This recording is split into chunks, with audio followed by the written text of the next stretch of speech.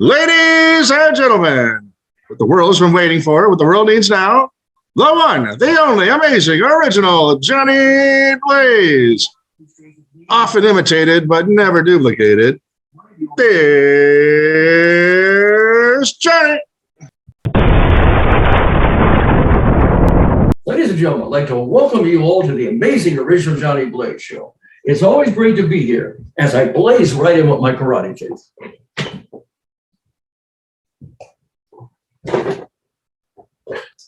Let's have a blazing hot fun time. A man was shopping in an antique store and he found a store collection and brought it to the counter, a rare collection, and brought it to the counter. How much for these baseball cards, he asked. Well, that'll be $100, the store manager said.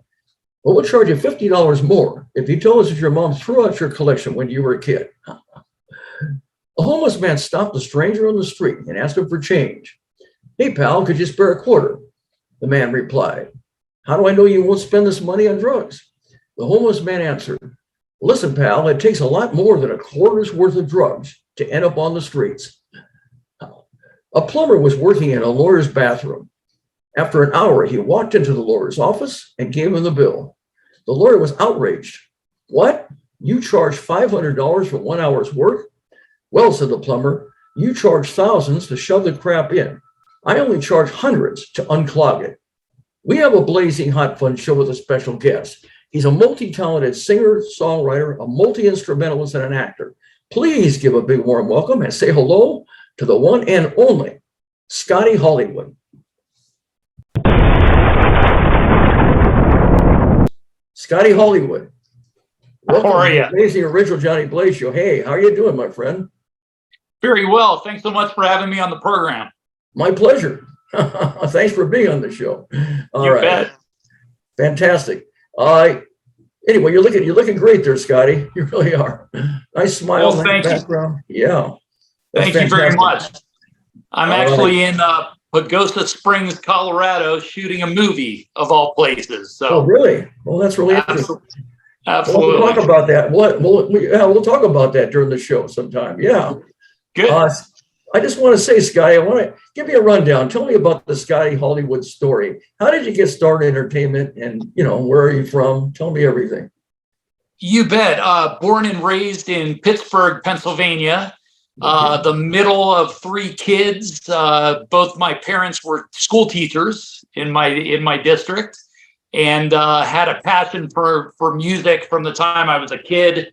Got my first drum set when I was in sixth grade.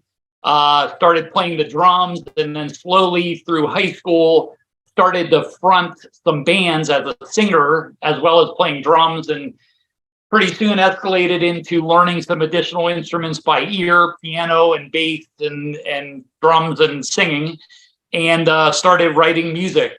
So it's just been a passion, since I was a kid. And I have just continued to write and go out and perform music, and just a passion I can't let go of. So, well, that's fantastic. You got a very early start. It sounds like you have a lot of feeling and passion and love for your craft there, Scotty. Without a doubt. I think being a drummer, I think a lot of drummers have that ability to understand a song and how a song builds and so forth. So drummers sometimes can make pretty good songwriters. Well, that's phenomenal. So how did you, did you take lessons on any voice or any instruments or anything, or did you do everything totally on your own? The only lessons I've taken are percussion, are drums, just reading drum music. But everything else has been by ear. So I picked up, I think, piano first. We had a piano in our home growing up, and I used to dabble at that and start, creating chord structures and songs. And before you know it, I picked up a bass guitar and loved the bass guitar. So I've become a pretty half-decent bass guitar player after all these years. But I couldn't tell you what the notes are. I know the bass has 4 strings, and just love that percussive element of a bass guitar. That's great. So is it electric guitar you play, or do you play a standard regular guitar? I play an electric bass. I do play acoustic guitar. I wouldn't really call myself a guitar player. So I normally, when I track songs, I do it all in my own studio, and I do the majority of the instruments, but I bring in professional guitar players to play rhythm and lead guitar. Most recently on my most recent record, I utilized a guy by the name of Shane Lamb out of Nashville, Tennessee. And I also work with a guy named Steve Langemo out of Denver, Colorado. Two just phenomenal guitar players that interpret, what I put together and really take it to the next level from a guitar perspective. Well, I was going to ask you then, you have a band, right? The Scotty Hollywood Band, correct? I do. The Scotty Hollywood Band is really my solo project, but I do incorporate some of these other players within the band. So it's, I think I'm kind of the backbone of it with these auxiliary players, and who knows? Maybe we'll add some trumpet players. Tell me all about your band members. How did you meet them? Where did you meet them? What are the instruments they play? What are they sing? They play the instruments, and of course yourself. Everybody else in the ensemble. What do they do? Yeah, you bet. It's mainly, what I add in is I end up, in a live situation fronting the band and singing, but I will play bass at the same time. It's kind of like a Sting situation or a Geddy Lee or whatever. So Steve Langemo, a guitar player, Shane Lamb, a guitar player. It's really the guitar players and a drummer that I bring in to be the foundation of the band. Well, that's great. So it sounds like it works out. It sounds like you guys get along, everything. Everybody harmonizes together and works together as a team. Imagine that, a bunch of musicians getting along. What a perfect world. Well, that's what you want. You want everybody to get along. You don't want to have to worry about Murphy's Law, that if anything go wrong, it can and it will. But you never know about that. That's true. That's right. Right. Well, that's what I was going to. I'll ask you. Well, I will ask you too. Have you ever, in your performing and singing, songwriting, multi-instrumentals, have you ever had performance anxiety in any shows at all?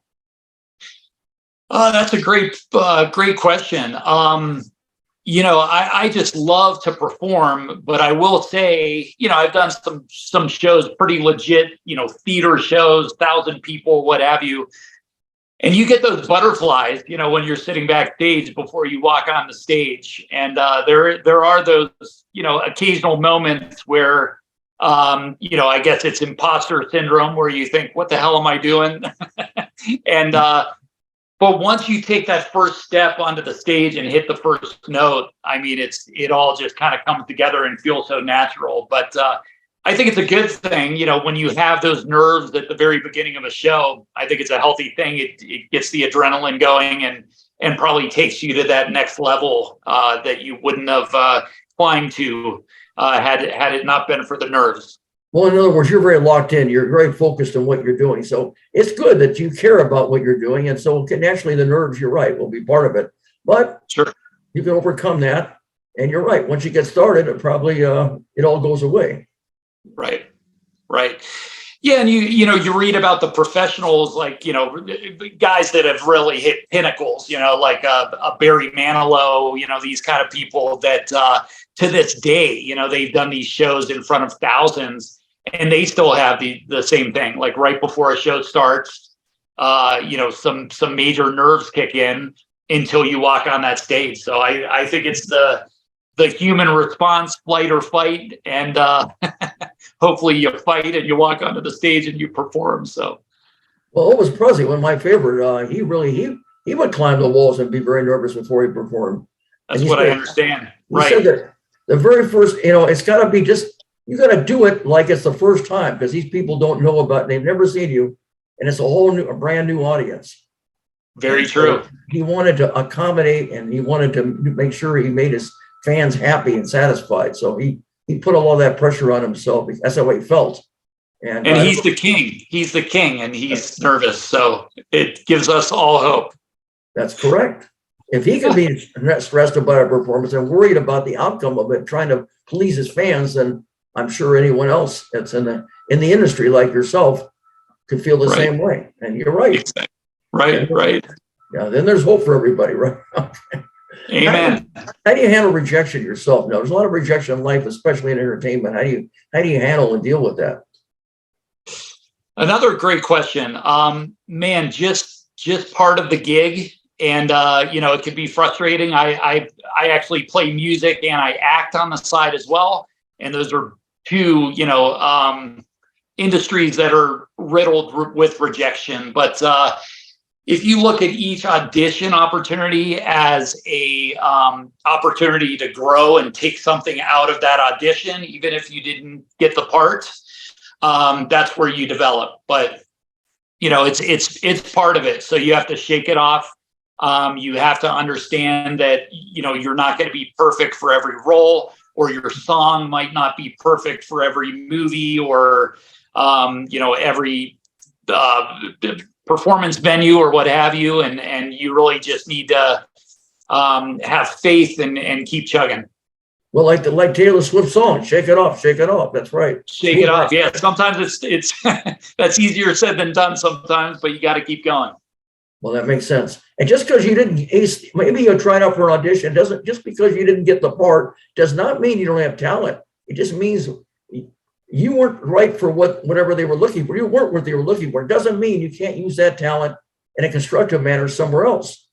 Very true. Very true. No, you get something out of all of these experiences if you have that glass is half full mentality, and you keep chugging and walk into the next one confidently. That's how things happen. So that makes a lot of sense. On your shows now, have you ever had a time where you tried so hard to make a show work and for some reason it did not? Like I said, Murphy's Law, if anything can go wrong, it can and will. You tried hard. You tried your best with something. You seemed to interfere and make sure that it did not work. Right. If that happened, how did you deal with that? Oh, that's a great question. I think that would delve into maybe some stylistic changes that you attempt with a band. Maybe you incorporate a horn section, or you're trying out a different flavor. And what I found is that you just really have to be true to what you do. And, there were years, my hometown where I was born and raised, as I said, was Pittsburgh, Pennsylvania. There were some years where I was playing in some bands professionally that were a little bit alternative. I found myself wearing a black skull cap and, kind of trying to fit into that, what was going on at the time. But if you're not really being true to the type of art that you want to pursue and the type of music you want to pursue, I think the audience picks up on that. And I think those were learning experiences to realize, hey, I might be good at this, but it's really not my vibe or my direction. I really want to write music in this genre. And once you become true to that aspect of your art, I think that's what the audience really can see authenticity. And when they see that authenticity from you, that's where you start to get a lot of followers and a lot more support. So you didn't tell me that there was a show that out of many shows that you've had where you tried your best and for some reason things didn't work out. Does that mean that never happened, or maybe there is something? Well, no, there's definitely been rough shows. I think that would probably be a vocal thing. I mean, there are some nights where you go to perform and your voice is just not going to cooperate with you, no matter what you do or what you drink, lemonade, lemon water, whatever. So, those are some of the challenging things. You have to realize a voice is a part of the human body, and it's a muscle, and you're going to have good nights and bad nights. But as a singer, you want nothing more than to be able to deliver on that level where you recorded something. When you can't do that physically due to maybe an allergy or you're ill or what have you in a given night, that can be very frustrating. So what would you do then if that? I don't know if that ever did happen. What would you do to overcome it, and how would you handle that? Right. I think there's been maybe one or two nights where you actually say to the audience, "Hey, I'm kind of fried tonight. We're in our third set or what have you. I'm a little fried. We're going to keep going as long as I can hold out." But you get people on your side for them to understand the humanity of it. You're not a machine, and you're having an off night. So, but no refunds, Johnny Blaze, no refunds. Okay. So you're making light of it and trying to go over it and acting like nothing happened. That makes sense. It makes sense, Scotty. Really do. Do you do any meet and greets in your shows at all? And sign autographs? Absolutely. Absolutely. I love that. And I think it's really important, very important to spend the time to, if people came out to buy a ticket and they're coming to see your show, I've set up merchandise tables, at the front of a theater and stand back there and, sign CDs at the time or, sign merchandise and meet people. I love that. And I think that's a great way to be true to your fans and, let them know that it's important. They have a lot of choices, especially in this day and age. They can go see anybody at any time or listen to anybody. So you need to show them that you care and you appreciate them. I like your attitude, Scotty. That's great. Thank you. Yeah, fantastic. So what would describe would be your best show, and then what's your worst show? And on the worst, so something maybe you want to forget that you'll never, you may remember it, but you may not. Of course, you don't want it to ever happen again. Sure. I can tell you this. There was back in Pittsburgh, there was a night where we traveled east and we performed at a university and opened up for a national act. But, it was a fairly big situation, a couple thousand people, the whole deal, backstage, catered food, wine, security guards walking you onto the stage. I mean, you really felt like it was the big time, so that was a fantastic night. But the following night, this was on a Friday, the following night on a Saturday, we were booked in a sandwich shop in Mount Lebanon, Pennsylvania. We were literally shoved in the corner of it was kind of like a hoagie sandwich shop. There might have been 3 people there, and they were all there waiting on their sandwich, and we were performing. So within a 24-hour period, we went from thousands of people to a sandwich shop. What I learned in that evening, though, was that despite it's the same show, and you have to put on the same performance, whether it's 1,000 people, whether it's 3 people, you need to have that professionalism to say, I'm putting on the same energy, the same type of show. And that taught me a lot in that respect. It's that you can't just rely on a big crowd or what have you, or their energy to give you the energy. You have to put it out, and it's got to be consistent with every show that you play. So the first one was at a school. Is that what you said? The one where there's thousands of people? A university, right. It was a university. Okay. And the second one that wasn't so great was at a sandwich shop. Gotcha. A sandwich shop. Yeah. I like the school one better. I don't blame you. I would too. You have a choice. That's what do you prefer now? Do you prefer larger crowds or smaller crowds, or does it make a difference to you? Well, I think there's nothing like a smaller, intimate, not a bar. I played for years in bars and so forth, but a smaller theater is a really intimate situation. When you have 500 people, 800 people, I don't know, it just feels like you connect with them a lot more. They connect with you a lot more. A lot of times in a smaller place, the acoustics are very favorable. So that would be and I am obviously not doing arenas or stadiums, maybe someday, but those little theaters are intimate, and I think it's a great way to convey your art. I see. So you like the more intimate, smaller crowds because you can get to know people, I guess, and connect with them probably easier than the larger crowds. Right? Without a doubt. But if you book me in a stadium, I'm going to show up. I'm going to be there. Of course, you're a trooper. You believe in what you're doing, and you love it, and it shows your smile and your attitude and everything that you do. There you go, Scotty. Thank you.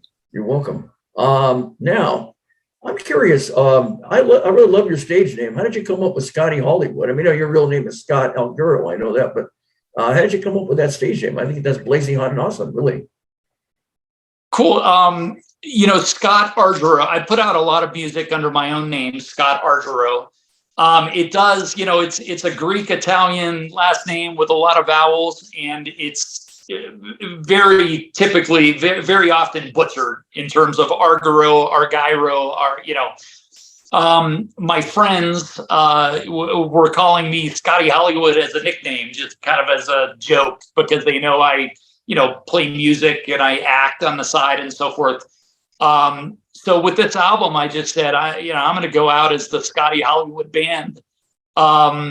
I liked it because it had that, it was a little bit, not comical, but it had that flair of something that's a little bit, like a Jimmy Vegas or a Johnny Blaze. How about a Johnny Blaze? That's right.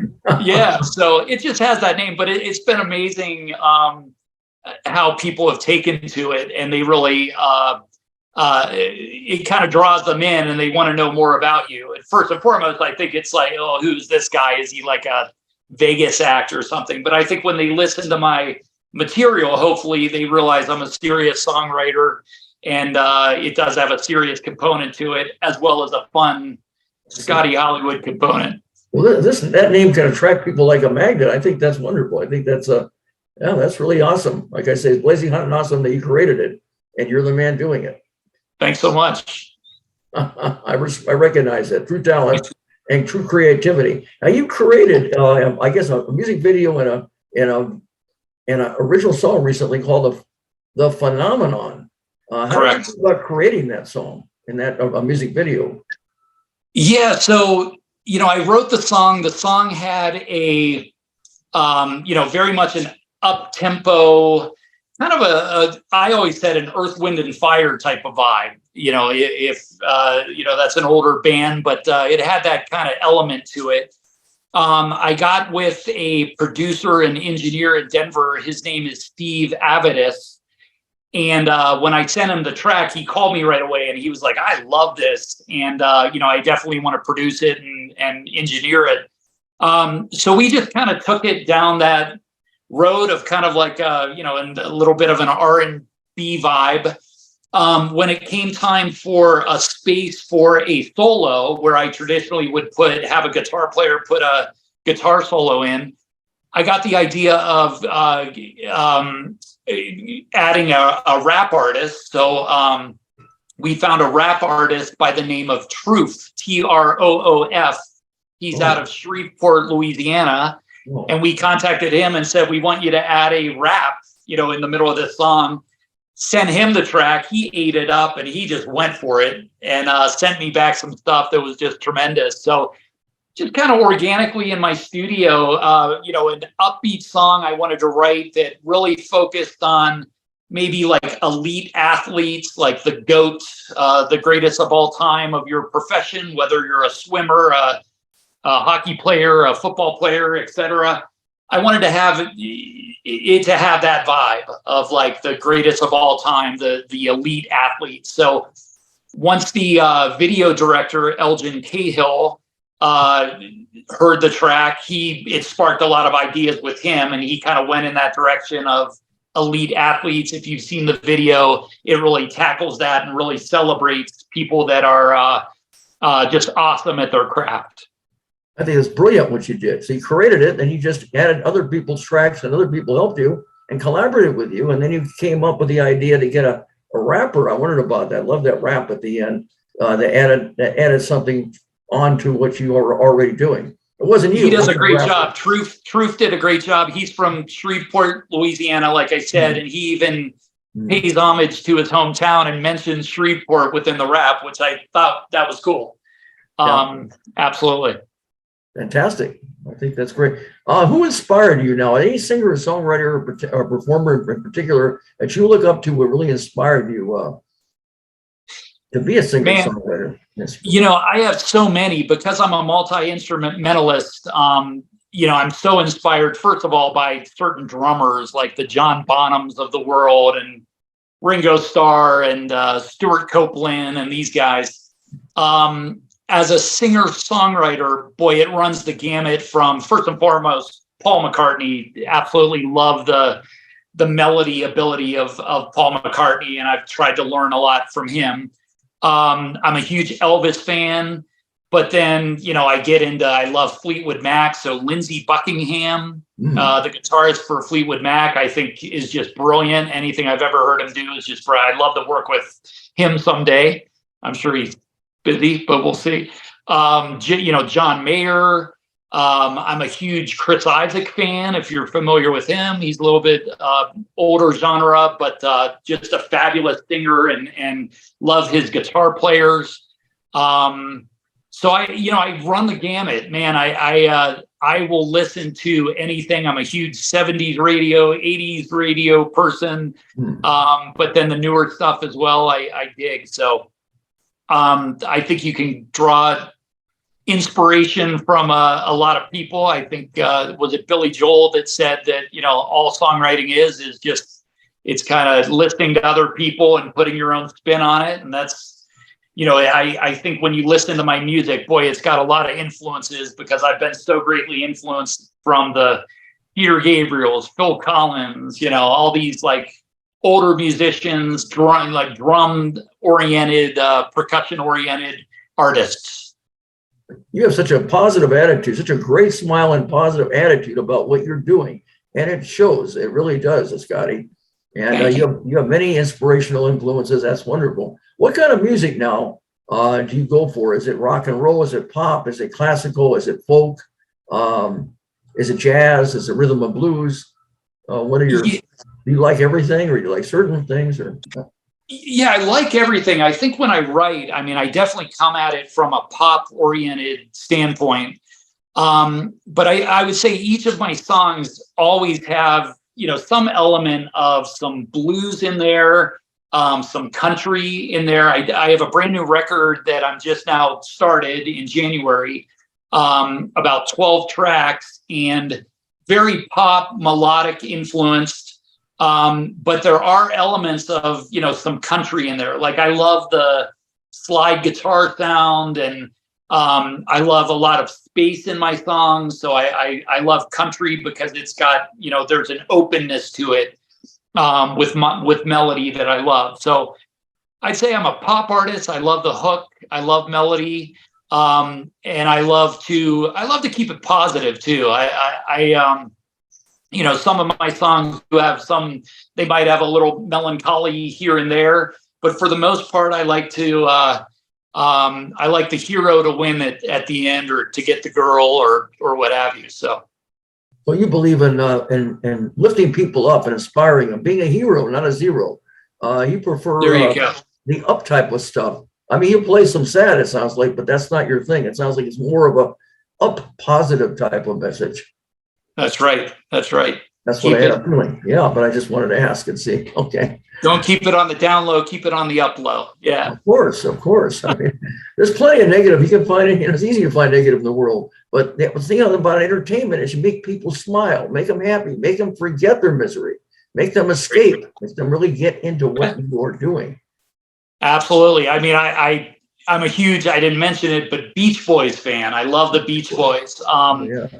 And that's, Brian Wilson and those melodies, and it's fun, and it's talking about cars and girls and surfing. And I just dig that. And I love the vibe of that, of keeping things positive. It was great. The Beatles too were really something. There was, when they came without out, a doubt. Yeah. Without a doubt. Everything. And then the other English groups followed, as you know, people like Paul Revere and the Raiders, or the Rolling Stones, or Dave Five, or a little bit of everything. You're naming the classics, yeah. Oh yeah, there were so many of them. Jerry and the Pacemakers. It goes on and on and on. Right. Oh yeah, so that's phenomenal. The Beatles. Well, there's many influences, many different genres. Phenomenal. Do you prefer cover songs or original songs, or both? If you do, why? It definitely would be original songs, but, I come from Pittsburgh, and I spent years in clubs where you had to be careful of that. Like, people are out at these clubs that they want to hear things that they are familiar with.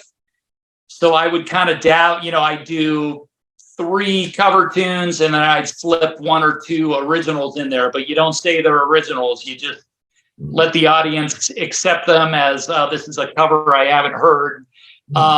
So, I definitely prefer originals, but there are some markets where you have to be sensitive of that and make sure you're entertaining the crowd with some staples that they know. Now, have you ever had what do you do if the audience like falls asleep and looks real bored and everything? How do you lift them up, and get them going? And also, do you have any audience, if you have participation in your audience, and if so, how do you get the audience to participate? Without a doubt. I think performing when you walk on that stage, you kind of feel that vibe from the audience, and right away if it's going to be a night where they're in from the get-go, or you really have to work to bring them in. I love to, between songs, tell stories, make it light, do some, it's not a monologue, but maybe like a little comedic thing here and there, just to, make sure the audience feels that they're part of the show, that they, the band is human, and we're all up there having fun. The band has to look like they're really enjoying being together and performing together. And when you have that chemistry where an audience can really read that band loves to do what they're doing, and they seem to love to be together, and they're in a common cause and working as a team, I think that's infectious for an audience. How do you get the audience to participate? If you have audience participation, how do you get them started and get them participating in your show? Yeah, absolutely. A lot of times we would split the audience down the center, myself and a guitar player, and, get people singing a particular part, or, just kind of engaging them to try to sing along or clap or whatever. Split the audience down and have a contest, which side of the audience can be louder or what have you. Those are kind of some of the games or some of the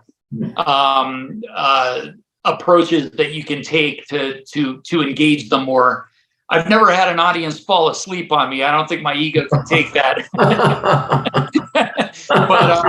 But I guess there's a first time for everything. So we'll see. Well, hopefully it wasn't happen, but if it did, I'm sure you would know how to handle it. Hopefully. With your experience and your attitude and positive attitude and loving what you're doing, loving your craft, and I'm sure you'd figure it out, Scotty. Right? Hopefully, yeah. Have you done any touring at all, and also any traveling? And if you did, what's your favorite venue? Have you done any?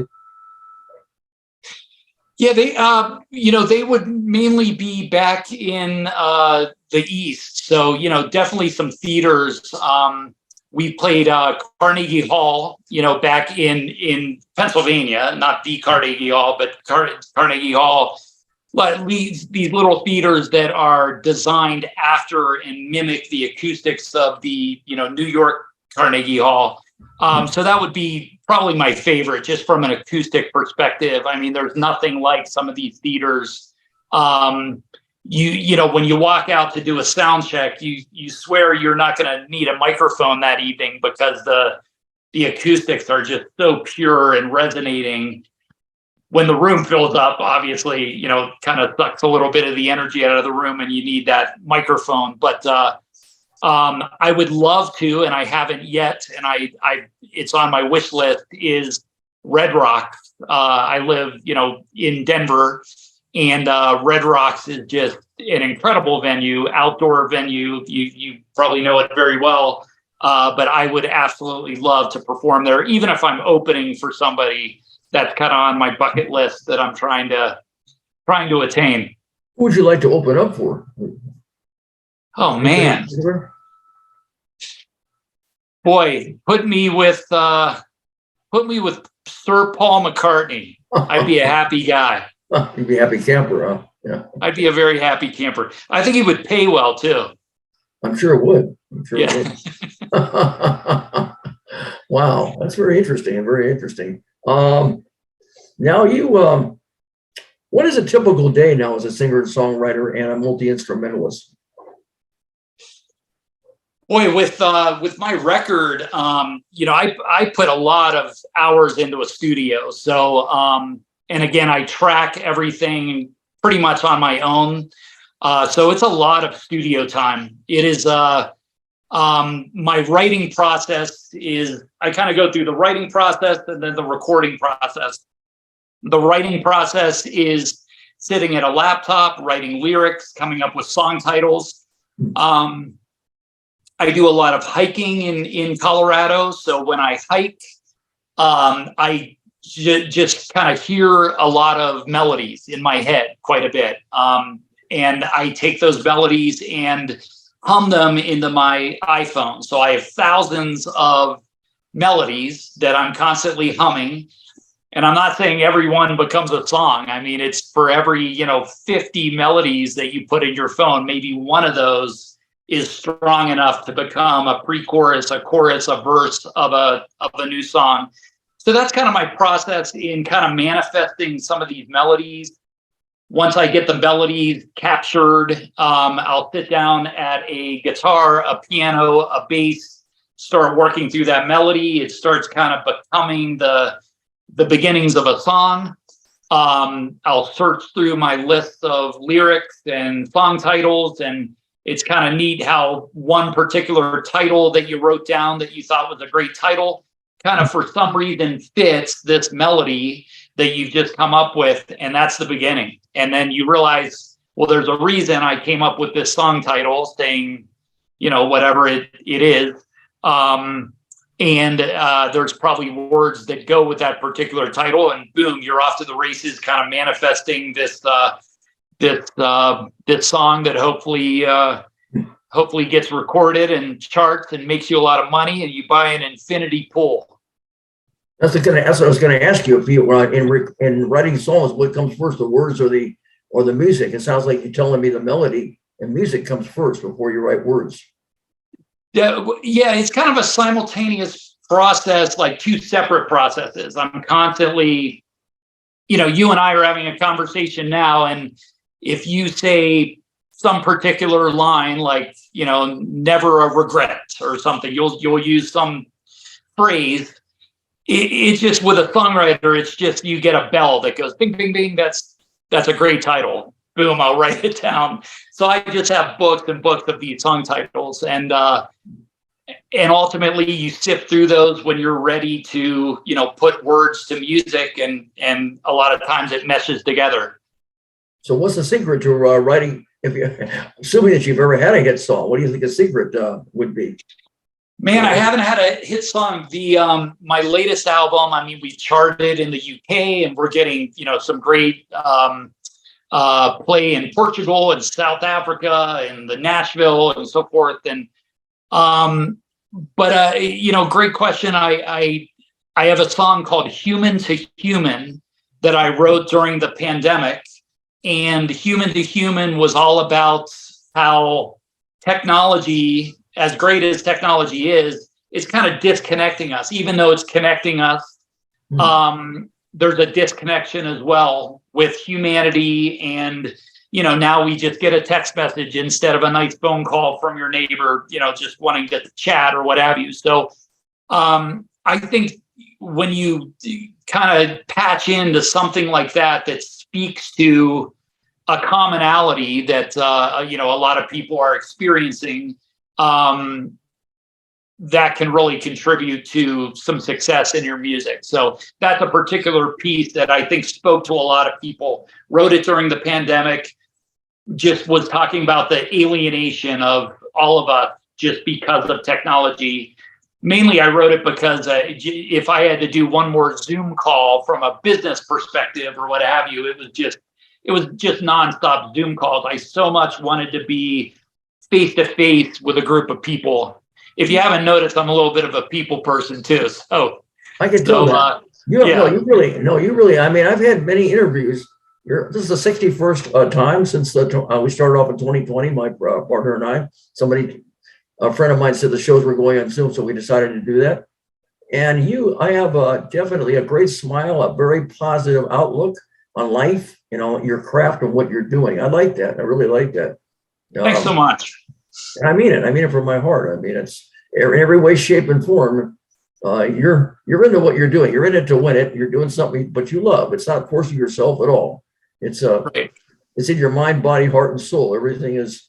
It's a great attitude. It really is. It's it's refreshing in the world of so much, negative stuff. Why Good. not? That's what entertainment's about. You're right. It's about having fun. It's about making people escape. It's about having, getting Right an on, audience man. there. You're Right right. on. You're right.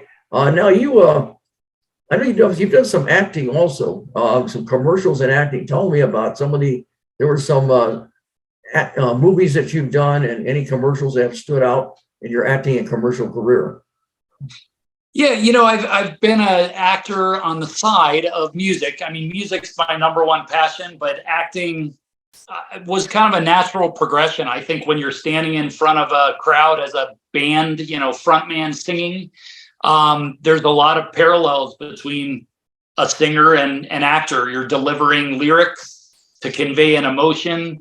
As an actor, you're delivering text and dialogue to convey an emotion. So I always saw the parallel there. Gradually did it. When I moved to Denver 8 years ago, I signed with an agency and did a lot of local commercials, local independent films that you probably never heard of. You'd probably have to stay up very late to catch one of them or what have you. But just has been an ongoing thing and passion, and it just kind of keeps coming to me. I did a Ridley Scott production where I played a evil executive in one of his productions. So that was cool. I'm as we're talking today, I'm in Pagosa Springs, Colorado, which is about 5 hours southwest of where I live out in Denver. But we're way down in this beautiful little town of Pagosa where there's a ton of snow, and we're filming. I got the lead part in a Christmas movie. The Christmas movie is called Christmas Cards, and it should be coming out on one of these, like a Hallmark channel or what have you, this fall. I think they start showing those now, maybe August or September, with how people love Christmas movies. But I'm playing a baker and a woman who comes into the bakery, falls in love with the baker. Because Johnny Blaze, you got to fall in love with the baker because he makes cakes and pies and all of that. It's a natural progression.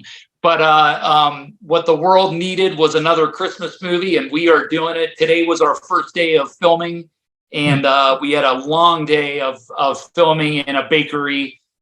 Just a blast. I absolutely loved it. And tomorrow we're doing all sorts of sleigh rides and outdoor fire scenes, and we're filming at a lodge. And it's just really cool to be on location and explore this part of your art.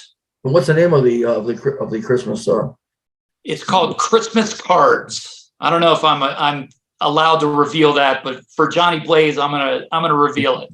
Christmas Cards? Okay. Christmas Cards, right? Okay, great.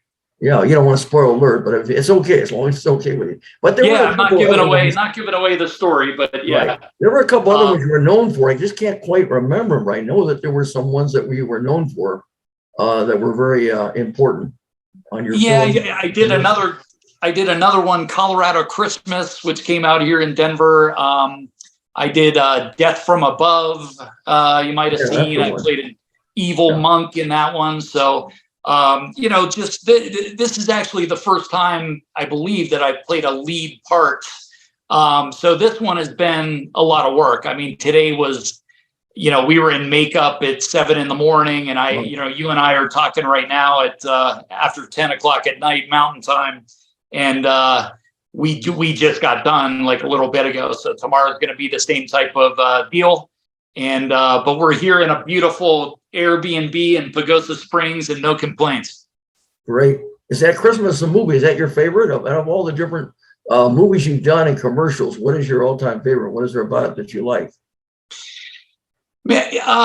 Christmas. The Christmas ones are sweet, and there's a great market for it and so forth. But I would love to do, some kind. I'm a huge Quentin Tarantino fan. Right.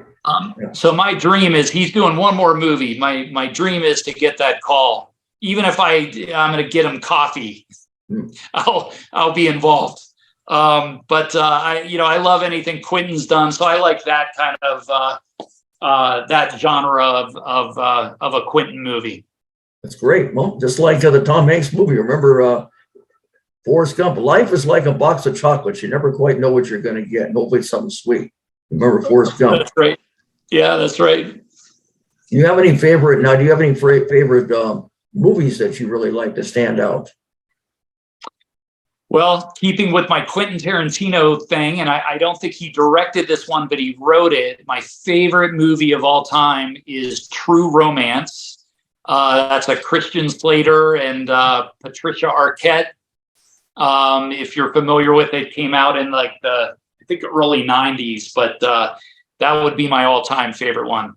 And now, out of all the different entertainment that you do, whether it be recording in a studio, creating music, performing, live audience performing, or even acting, any one thing that's just any really favorite one that stands out that you like the most? And what is there about it that you really like? It's gosh, I love all of it. I love performing, but there is nothing like the songwriting process. Like I shared, I view it as, it sounds kind of silly, but it's a little magical in terms of manifesting. You're just kind of keeping yourself open to these melodies, to these ideas, to these song titles. And when you watch that process come down into, an instrument, and ultimately you record that song, and that song turns out exactly kind of how you heard it in your head. And all of a sudden it's an actual song that you've manifested and you put it out there into the world. That's pretty cool. I think there's nothing that beats that. I think, maybe I'm not visually artistic, but I think the same thing with a painter. For a painter to finish something on a canvas and then to look at it and sit back in a proper lighting and look at that painting and be like, wow, I created that. There's nothing like it. So that would be my favorite part of the process. Songwriting, that really turns you on and gets you excited. I'm not that you're not excited by your performances also. I'm sure live audiences, even making music in the recording studio and acting too. Yeah, I definitely eat up the performing aspect of it, but songwriting is interesting. And it's, once I do a new album, there's like a little bit of a downtime where, it might be a month or two that I kind of put it away and I get away from it. But ultimately, it just comes back. And suddenly you're thinking of a song title, you're thinking of a melody. Pretty soon you have 20, 30, 50 of them. And then you start massaging it into a project, and then boom, you're right back in the studio recording. So, well, that's a talent that you either have or you don't. So you really have the talent. How many songs would you say, singles, and also even long playing albums, would you say that you've created and brought out? Man, I counted at one point a couple years ago, and I was, well over like 650 songs that I had written at the time. So I've got to be approaching 1,000 at this point. I'm not saying they're all good, okay. But they each have their own, their own vibe, their own message. Just keep making it happen. Well, that's great. Well, of course, it's not always quantity; it's quality. But you love what you're doing, regardless. So I do. Nothing bad. It's all good. It's all good stuff. Now, I want to ask you: have you ever been in any music competitions or music festivals or any kind of a songwriting contest or anything? If you have, describe your experiences, and have you also won any awards at all for your time? Yeah, so this our latest record that's out is called Wondervoo, and that's where the phenomenon is found. It's a 10-song album called Wondervoo. Okay. It is up for some awards right now in Holland. So it's a couple of the songs and the videos are up for a red carpet award in Holland, which is pretty cool. We'll see where that goes. I think the awards are sometime this spring.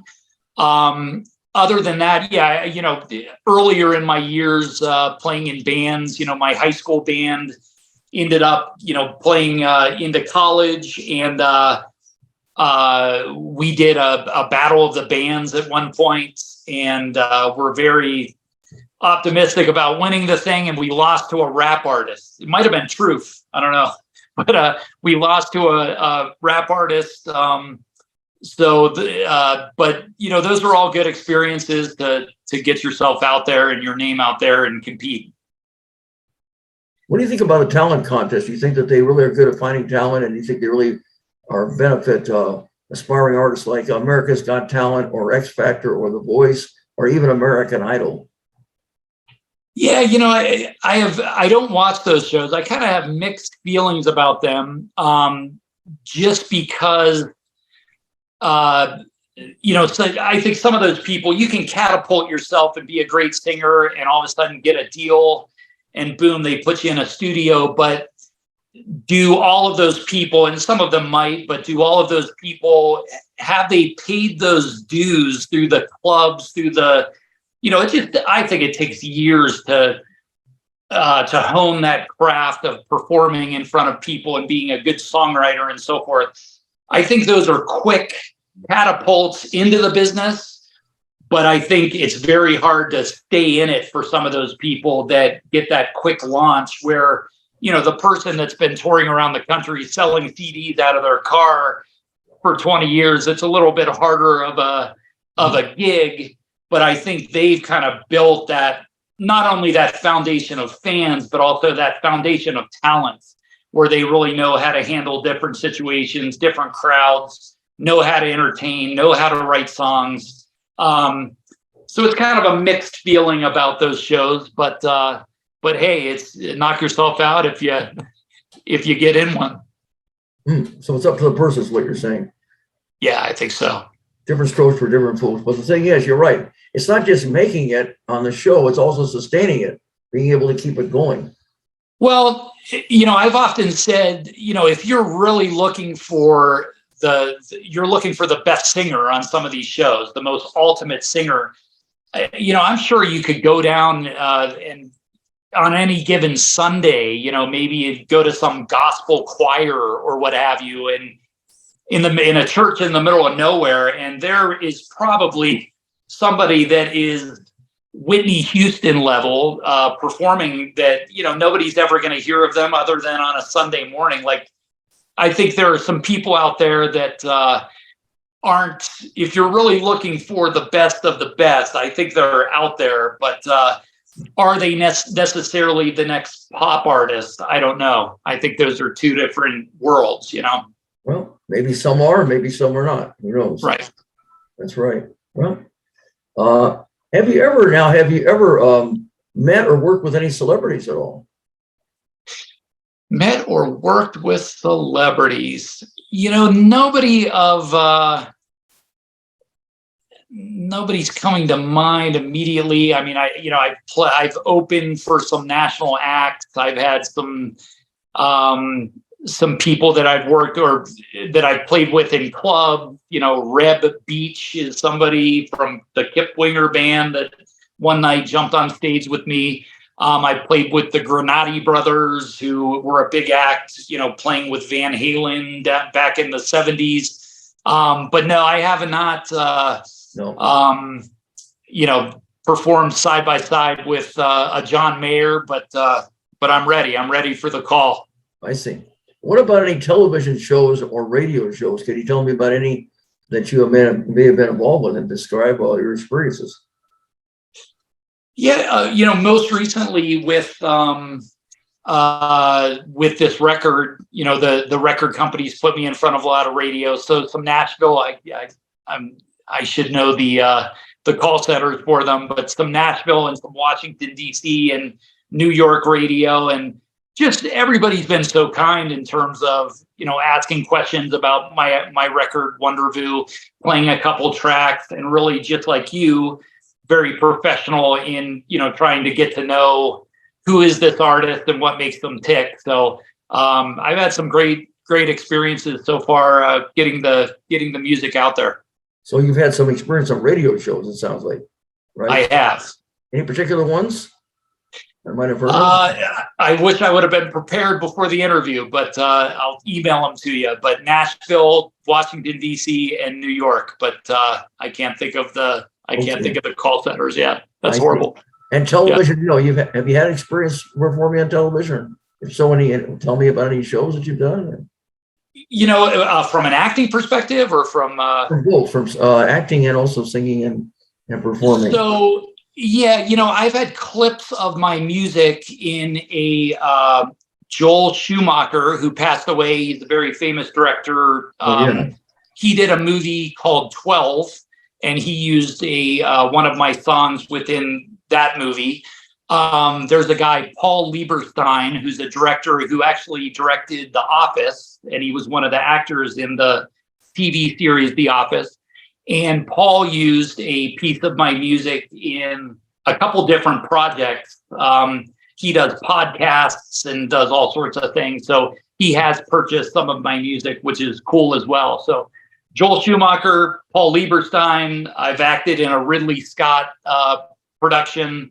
So I've had, these are, I guess you call them resume builders. These are some big names that it doesn't hurt when you mention them. I think it was Phil Collins, who, when he initially auditioned to be the drummer for Genesis, within his resume, he had said that he had played with George Harrison. And immediately the Genesis members said, my God, let's talk to this guy. He played with George Harrison.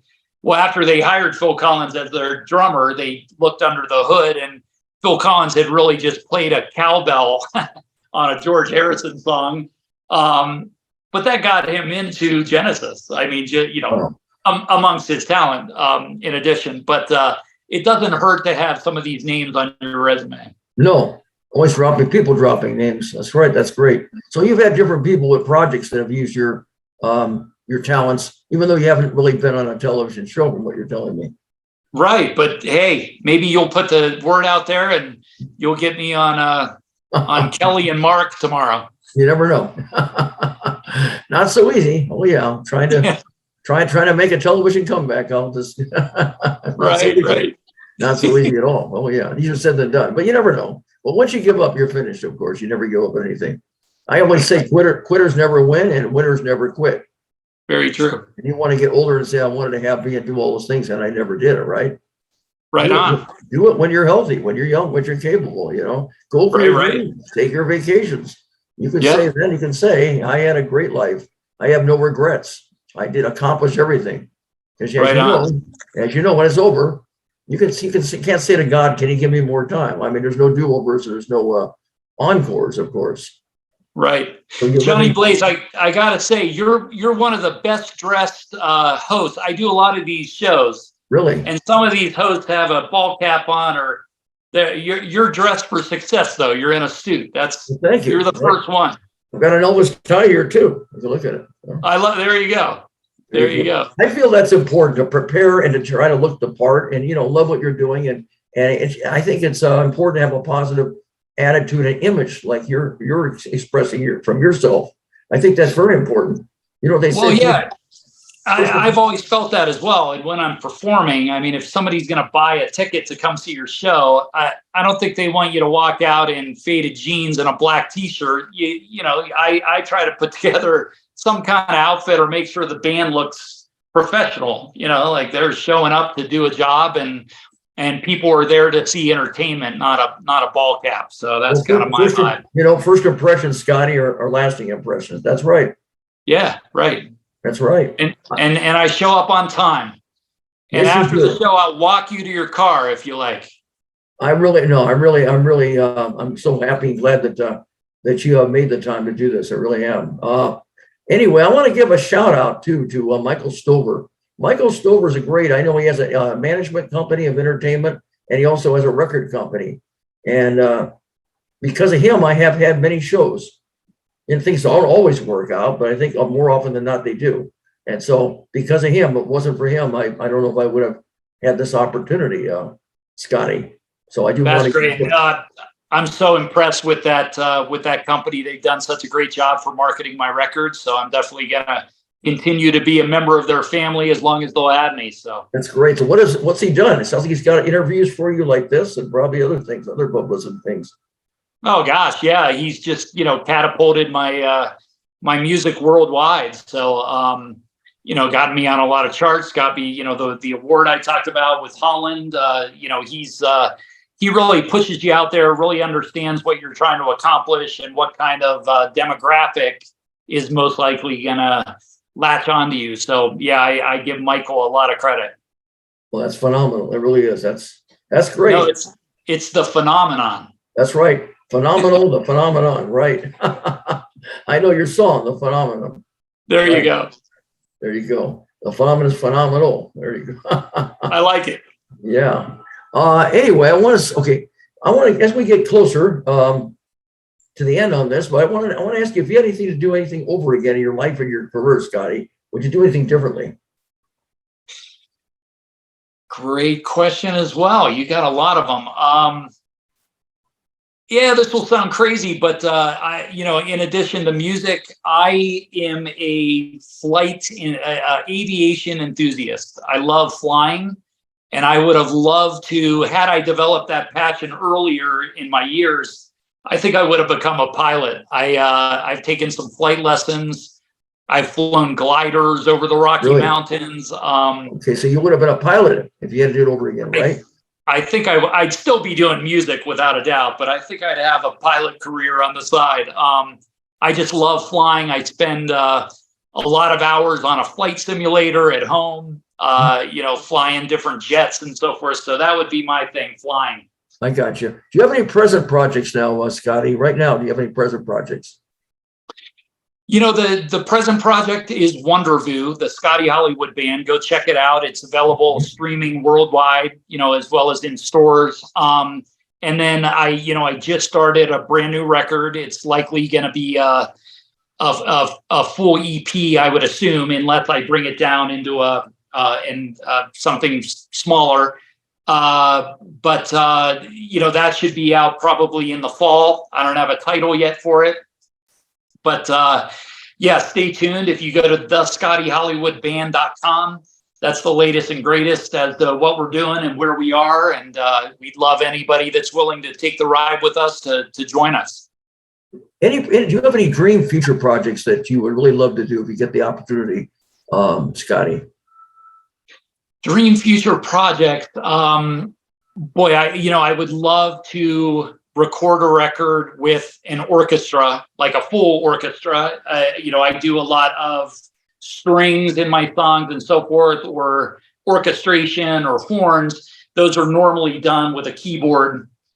I would love to sit in a large studio with a full orchestra ensemble and be able to create music that way.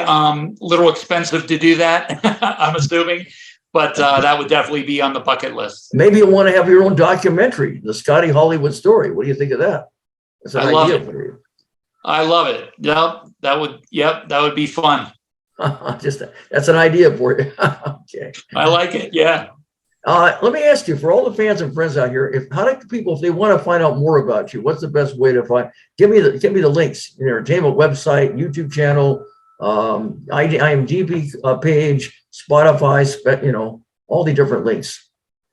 Absolutely. LinkedIn. So, the easiest one is thescottyhollywoodband.com. That's our website. If you go to YouTube, I have put out a lot of music under Scott Argiro, Argiro, and that would probably be the best way to latch you into the Spotify, the YouTube, and so forth.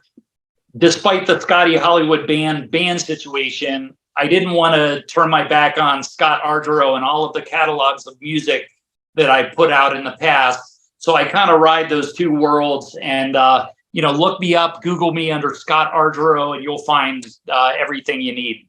I got you. Okay, wonderful. Okay, now here's a time that, ladies and gentlemen, you've all been waiting for. Now it's showtime with Scotty Hollywood. As we present the vocal stylings, unique vocal stylings of this artist, Scotty Hollywood. The very first song is called Human to Human. Let's go for it.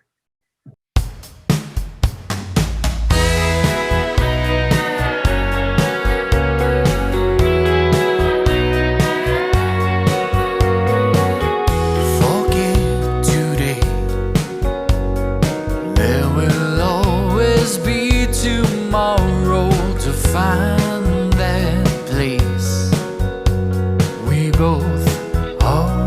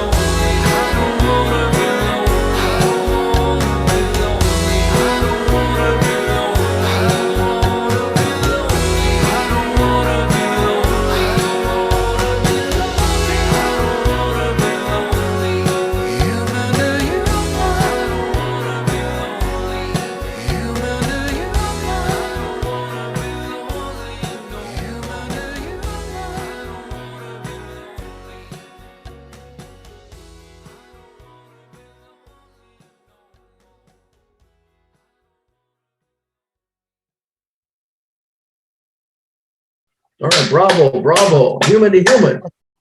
Very, very humanizing. Thank you. Our final song, ladies and gentlemen, for your delight, it's called The Phenomenon. Let's listen to this phenomenal song by Scotty Hollywood. Have a blazing hot fun time, ladies and gentlemen.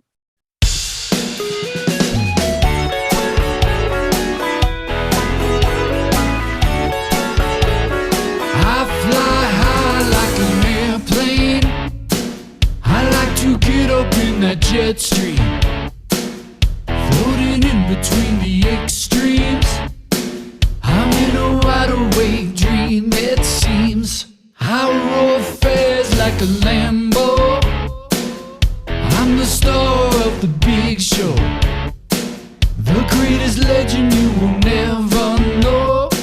My every move is like a fandango. That's how I flow. Later I shine, all the stars realign. All the people say, here comes the phenomenon. Raise your hands and sway. All the phenomena, all the players only wanna play. All my haters always gonna hate. I'm everything you ever wanna be. Hey, so stand in line to taste a piece of me. This dragon spitting out some hellfire. Call me Lord Duke's on side. Yeah, don't you get up in my pretty face.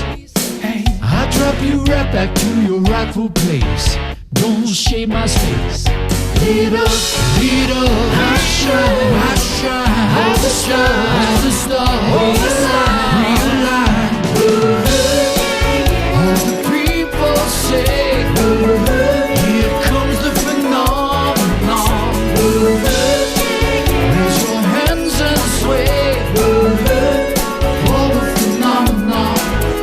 Yo, and I'm back like I never left. A phenom, I'm the bomb, so ready, set, go. And I'm putting on a show with the flow, and you know that I'm eating like I got a chef. On the track with gyro, it's pyro. This should go viral, cause the way that I flow.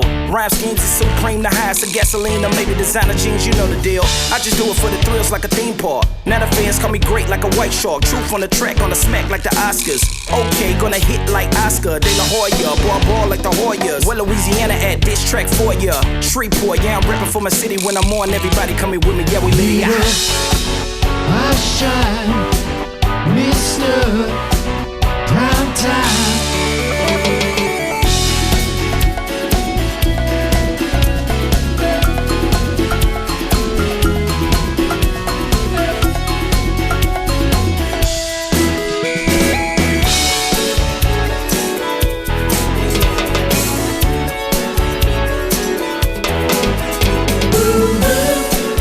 All the people say, here comes the phenomenon. Yeah, yeah. All the people say, here comes the phenomenon. Here comes the phenomenon.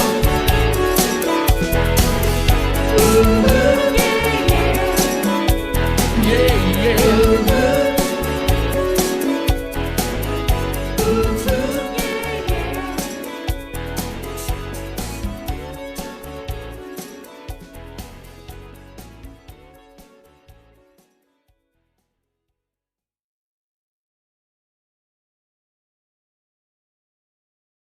Bravo, bravo, Scotty. Thank you so much. Yes, just like the song. It was phenomenal. I loved it. Love it. How can you not love something like that? It's unforgettable. Thank you. You're welcome. Scotty, I want to thank you very much for being a guest on the Amazing Richard Johnny Blaze show. The time has gone by fast. I've really enjoyed it. You have been a lot of fun. You've been entertaining. You've been inspirational. You've been just a perfect guest for the show. Well, thanks so much, Johnny Blaze. Thanks for having me on the program. I'll do the Johnny Blaze show anytime. That's wonderful. I just want to say for all, as we get ready to wrap up here and close the show, for all my fans and friends, always keep a smile on your face and a song in your heart. And until next time, happy trails and blaze out. Ladies and gentlemen, if you would like to be a guest on an entertainment talk show, please send us an email at amazingoриginalJBshow@gmail.com. All of our episodes will appear on YouTube and Facebook and receive over 3,000 views. Don't forget to sign up for our YouTube channel, and every guest will receive a complimentary DVD of their appearance on the show. Remember, we are much better than a podcast. And now, the amazing, original Johnny Blaze has just left the building. Good night. God bless.